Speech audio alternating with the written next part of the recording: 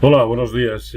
Vamos a tratar, como en semanas precedentes, de hacer un resumen de la situación actual de los mercados, no solamente de los índices, sino de algunos subyacentes que pudieran estar en desarrollo de determinada tendencia. Empezando por los índices, estamos viendo el movimiento de hoy muy volátil. Llevamos hora y media de negociación y hemos pasado en prácticamente todos los mercados europeos de caer cerca de un 1,5% a subir prácticamente un 1%, es decir, una volatilidad extraordinaria.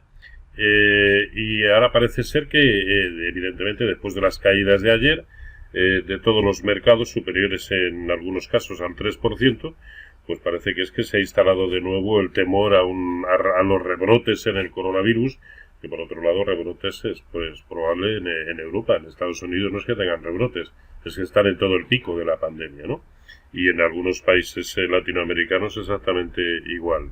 Pero esto no es nada novedoso, es algo que ya sabíamos ayer, anteayer, y sin embargo, anteayer los índices americanos seguían subiendo hasta el punto de que los índices tecnológicos volvieron a conquistar en precios de cierre nuevos máximos históricos. O sea que, al final, y como casi siempre, es la conjunción de varios factores, ¿no? Pues, evidentemente, las estimaciones del Fondo Monetario Internacional que hizo ayer respecto a la previsible evolución este año del Producto Interior Bruto y también para el año que viene de las economías europeas, en el que nuevamente España volvió a ser la peor parada con una caída que estiman de un 12,8%, junto con Italia también de las más perjudicadas. Por otro lado, la vuelta o previsible vuelta a las cuarentenas por parte de algunos estados en Estados Unidos ante la gravedad de la situación, lo cual evidentemente va a conllevar restricciones en cuanto al tránsito entre los diferentes estados. Aquí en Europa también están pensando en imponer restricciones a la llegada de turistas norteamericanos.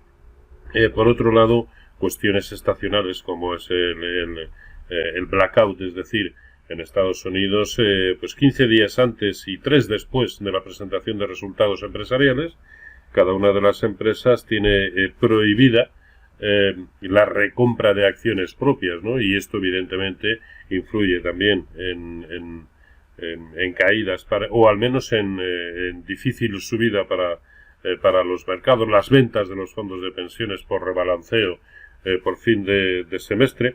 Todo esto ha hecho que también el tema de los aranceles, con el que nuevamente se está empezando a meter Trump, tanto contra Europa como con China, todo esto de un plumazo se ha llevado por delante el sentimiento de mejoría que habían introducido los PMIs en Europa, así como el índice IFO, el de clima de confianza empresarial, que habían salido todos ellos por encima de las estimaciones iniciales, ¿no?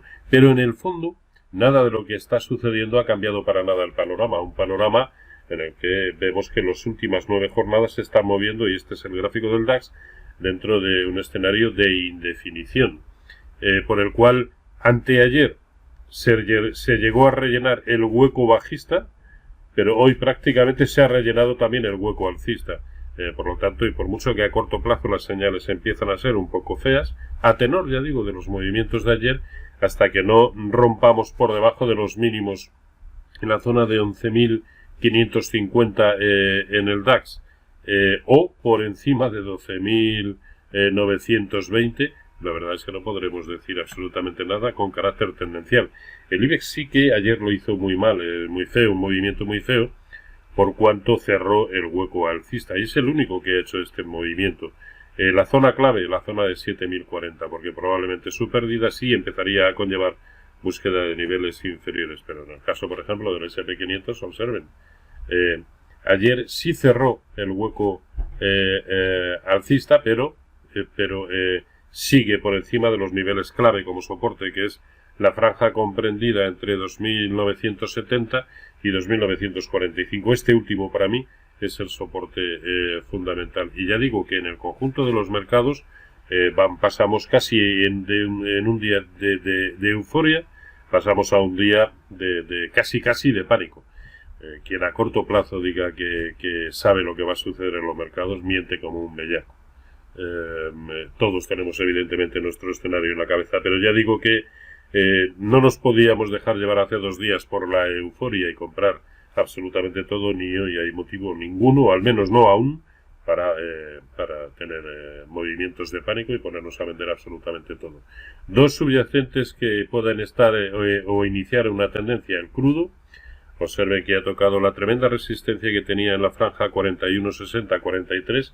Todo ha sido tocar el primero de los niveles y para abajo. Luego puede perfectamente empezar un movimiento que en primera instancia lo llevaría a visitar la zona de 34, que es ahora mismo el soporte de corto plazo. Y en el caso del oro, puede haber estado empezando a romper la resistencia tremenda que tenía en 1770. Para confirmar que eso es así, vamos a esperar a ver niveles de cierre por encima de 1800 para incorporarnos a esa supuesta tendencia alcista. Y por último, en el euro dólar, observen que si esto realmente es una formación de bandera y estéticamente tiene toda la pinta de serlo, el movimiento de ayer y el de hoy puede estar significando el pullback a lo que es el techo del trapo, del paño de la bandera, pero si realmente lo es, vamos a esperar a que confirme por encima del máximo de ayer en 1.1330, porque la proyección mínima como consecuencia precisamente de esa formación de bandera lo podría llevar hacia la zona de